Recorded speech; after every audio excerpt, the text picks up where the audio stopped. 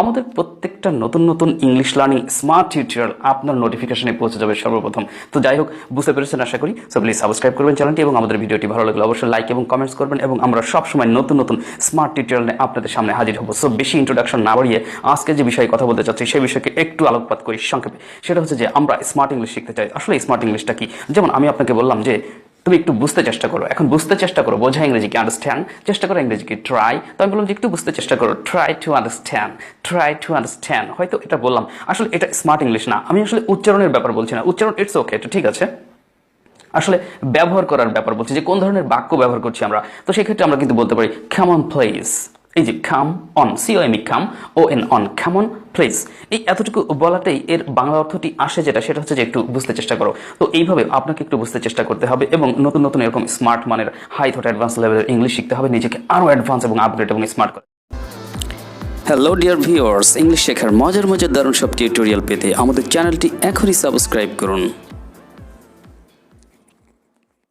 So আজকে আমরা যেটা শিখবো, আপনারা মনে হয় আমার পিছনে বোর্ড দেখতে পাচ্ছেন। বোর্ডে এখানে লেখা আছে জিইটি, অর্থাৎ ডিফারেন্ট ইউজেস অফ গেট। গেটের ভিন্ন ভিন্ন ব্যবহার। সো গেটের ভিন্ন ভিন্ন ব্যবহার সম্পর্কে আমরা এখন আজকে শিখে নেব যে গেট কোন কোন অর্থে ব্যবহার করা যায়। গেট মানে কিন্তু পাওয়া, আমরা জানি সংক্ষেপে পাওয়া। সো এই গেটটি পাওয়া ছাড়া আরও কি কি অর্থে ব্যবহার করা যায়। তাই আর দেরি করে কথা বাড়িয়ে সময়কে নষ্ট না করে সরাসরি চলে যান আমরা আমাদের ক্লাস লেসনে চলে যান। চোখ রাখুন, দেখুন এবং স্মার্ট ইংলিশ শিখুন। So thank you, let's get start. Uses of get. গেটের বাংলা অর্থ হলো পাওয়া।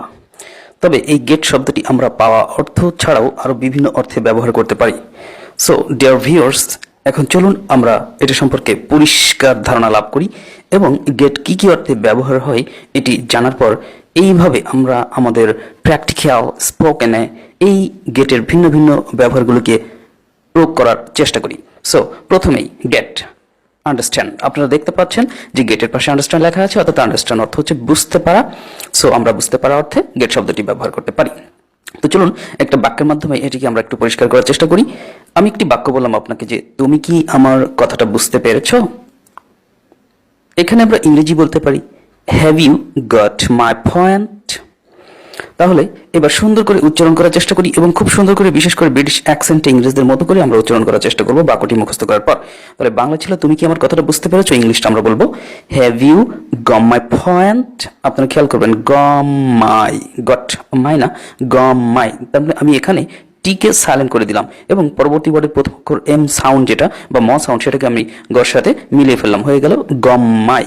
ওকে, so have you got my point, have you got my point. আরেকটি বাক্য দেখা যাক, এখন আমি বিষয়টি বুঝতে পারলাম।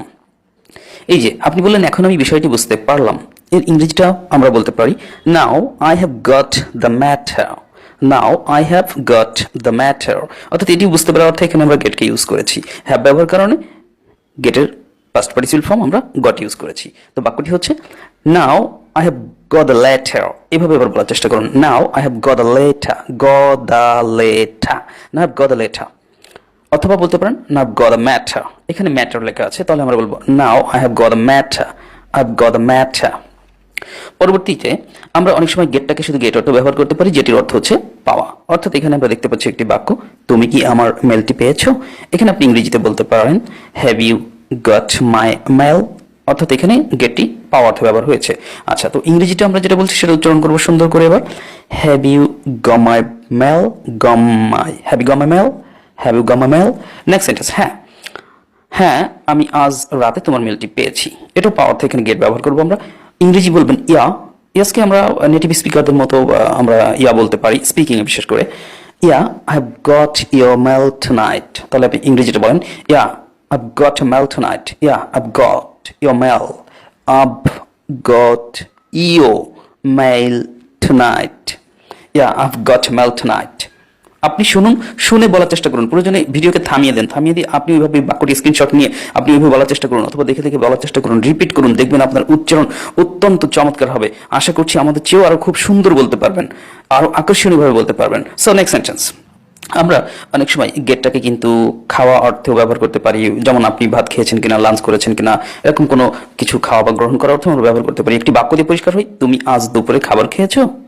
অর্থাৎ আমি বললাম যে তুমি কি আজ দুপুরে খাবার খেয়েছো, তাহলে আপনাকে আমি বলবো have you got your lunch today, have you got your lunch today, have you got your lunch today, have you got your lunch today.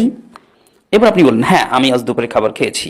এখানেও খাওয়া বা নেওয়া অর্থে আপনি গট ইউজ করছেন। Ya I've got my lunch today, আপনি বলছেন ya I've got my lunch today. সুন্দর করে একবার বলি, ya I've got my lunch today. তুমি কি আমার জন্য এক গ্লাস পানি আনতে পারো? আমরা অনেক সময় গেটটাকে আনা অর্থে ব্যবহার করতে পারি। অর্থাৎ তাহলে যে বাক্যটি বলা হচ্ছে, তুমি কি আমার জন্য এক গ্লাস পানি আনতে পারো, ইংলিশটা আমরা বলতে পারি can you get a glass of water for me. Okay, এবার দ্রুত বলবো, can you get a glass of water for me, can you get a glass of water for me, can you get a glass of water for me. Okay, এরপরে আপনি বলেন যে নিশ্চয়ই আমি তোমার জন্য এক গ্লাস পানি আনতে পারি। এটাও আনার্থে আমরা গেট ব্যবহার করবো এখানে। আপনি বলেন definitely I can get a glass of water for you. Definitely I can get a glass of water for you. আবার বলুন, definitely I can get a glass of water for you.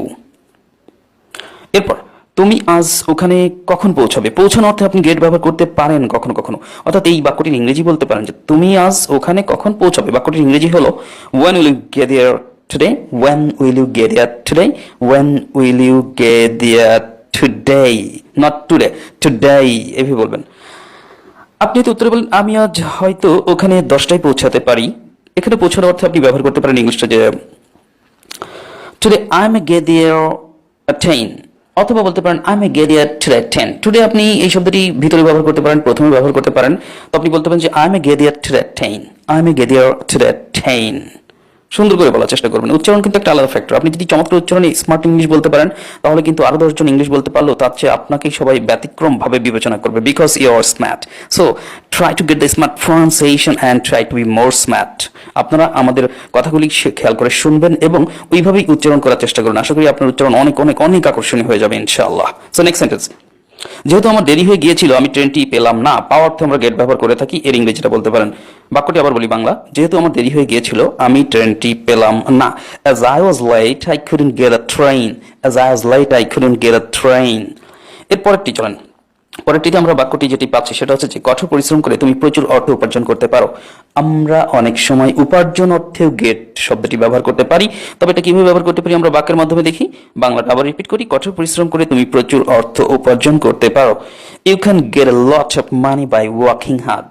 তাহলে বাক্যটি একটানা বলার চেষ্টা করবেন, থেমে থেমে নয়। প্রথমে থেমে থেমে বা ধীরে ধীরে পড়ে ক্লিয়ার হয়ে তারপরে আপনি দ্রুত গতিতে বলার চেষ্টা করবেন। You can get a lot of money by working hard, you can get a lot of money by working hard. Okay, এছাড়াও আরো কয়েকটি ব্যবহার আমরা বলবো আজকে গেটের। যেমন খুঁজে পাওয়া অর্থে আমরা গেটটিকে ব্যবহার করতে পারি, গেট ভার্বটিকে। তুমি কি কোনো সূত্র খুঁজে পেয়েছো, এই বাক্যটির ইংরেজি বলবেন have you got any clue, have you got any clue. দিন দিন আমরা বড় হচ্ছি, হওয়া অর্থে অর্থাৎ বি বা বিকাম অর্থেও কিন্তু আমরা গেট ভার্বটি ব্যবহার করতে পারি। দিন দিন আমরা বড় হচ্ছি, day by day we are getting older, day by day we are getting older. এরপর হওয়া অর্থে আরো একটি বাক্য দেখা যাক, তোমার চা ঠান্ডা হয়ে যাচ্ছে, your tea is getting colder, your tea is getting colder. তাহলে দ্রুত বলুন, your tea is getting colder, your tea is getting colder. ক্লান্তিতে তোমার চোখ দুটো ছোট হয়ে আসছে, এটাও হওয়া অর্থে এখানে গেট ব্যবহার করতে পারবো আমরা। Your eyes are getting smaller for tiredness, your eyes are getting smaller for tiredness। খুব চমৎকারভাবে বলার চেষ্টা করুন।